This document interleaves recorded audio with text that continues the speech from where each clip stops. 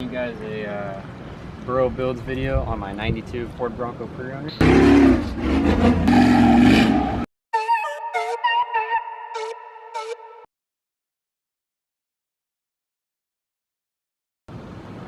Starting off in the front, I'm going to start with this because I get the most questions about this. This is an old McNeil racing grill that they used to make for the Broncos and F-150s, but they're actually discontinued now, so I got lucky finding this one.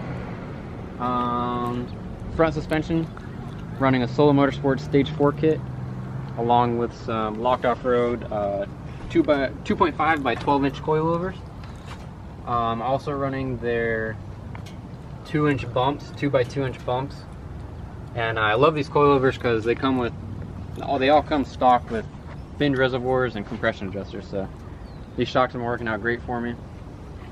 The bumper setup we got going is, we built the bumper, mounted those light bars. Light bars just a little $70 Amazon. It's from Rigid Horse on Amazon. For how cheap it is, it's been working great off-road.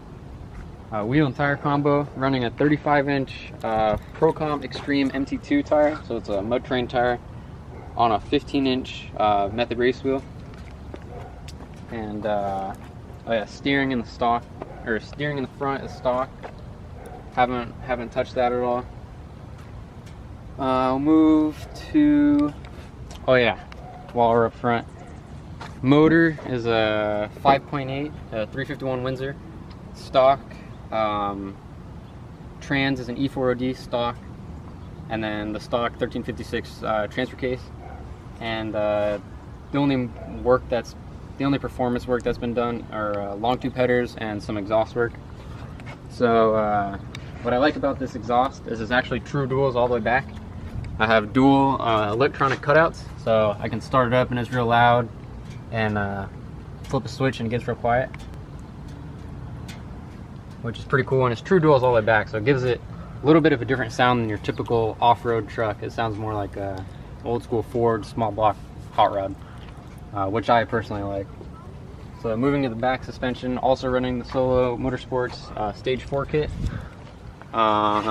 This comes with their shackles, their hangers, a Deaver Q80 leaf spring pack, and then they also have a under the bed shock mount kit that lets you run a 12-inch bypass. So I'm running a 12-inch 2.5 bypass from Locked, and so far it's been pretty great. I've been liking it a lot. Rear end is a Ford 8.8. It's trussed. It's geared to 4.5/6 gears, and it has a Detroit locker in it. Went with the locker versus a spool because just because I daily this, and so a spool would be a little much on the streets. But yeah. And this back bumper was actually made by my buddy Will Song. You can order them on his Instagram page. They're $300. Weld it yourself, which is pretty cool for these. Like most of them are like $800 for the kit, but he sells these for a pretty good deal. So gonna come to the interior. Interior is pretty simple for now. Just got a quick release steering wheel setup, and so sweet MFG quick release hub, MPI wheel, and then it's all weld on splines, so it's pretty universal for whatever car or truck you want to put it on. And then if you look in here, stock dash, stock seats for now, but I have some PRPs on the way with PRP harnesses, so those will be going in very soon. And then take a look in here, you can see the cage. That's the newest addition. So the cage is a Solo Motorsports weld it yourself cage, and it is installed by Michael Cox Racing, and they did a killer job on it. Welds are killer, fitment's killer, everything. It's all laser CNC bent and notch and everything, so it's fitment's literally perfect. They told me when they were installing it, they said it goes together so easy, it's ridiculous. But yeah, so gonna add onto the cage a little bit, gonna do like some harness bars and stuff once the seats come in. But the cage is really cool. You can see, yeah, come under here. has like these pontoons, so they all weld to the frame, and the tubes drop through the floor and weld to the pontoons, and it makes it really strong. It's all tight into the frame. While I was there at Michael's shop, we also did, I think you can see one of them back there, Solo makes a solid body mount kit. So we also did their solid body mount kit, and what that does is it makes it so when you have a cage that's tied into your cab and also tied into your frame, any flex without these solid body mounts, because the old ones are like polyurethane, it would just rip your body apart. So this keeps your body from ripping apart, makes it a lot more stiff, and you feel a lot more of the bumps, but it lets the suspension do its job a little bit better, and overall it feels better. And then come to the back, you can see the cage a little bit more. So Solo supplied all the metal you see, all the tubing, all this what do you call it, gusseting? A cab tie-in. So this ties into the cab right here. There's one on the B pillar and one on the A pillar, and they provided all that. It's all super quality stuff. And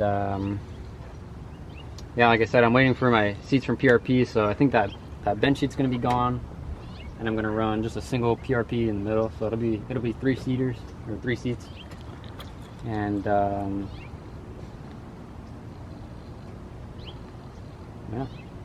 Anything I forget? Anything? What about the wrap? Oh yeah, the wrap.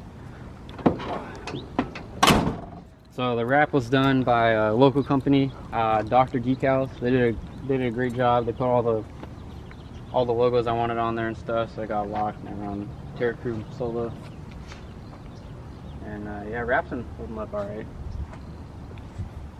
If I can forget something. What are we at, like time wise? 7 minutes. 7 minutes. Is it 4-wheel drive still? Oh yeah, that's another thing. It's not currently 4-wheel drive. The drive shaft wouldn't clear the long tubes in the front, so I just took it out for now. If you want to show them what's going on under there. So the transfer case really does nothing right now, because I think eventually I want to go do a big old set of extended beams. And oh yeah, do you see the Solo Motorsports radius arms, which are super nice, and their radius arm mounting brackets and all that. And yeah, so should we talk about travel numbers? Yeah. I'll stand on the front. So travel numbers, it's not the most capable truck in the world. I'm not running any of those big giant shocks that the other guys are running, but we certainly do what we can with what we have, and we send this thing, jump it off loading docks and all sorts of dumb stuff, and we beat it pretty hard. So on the front, I'm bumped and strapped at about, I think, 15 inches of travel in the front, and then in the rear I'm pulling 18 inches of travel. So for what it is, it handles pretty good, does pretty good off-road, and surprisingly it's still very dailiable. I daily it every day.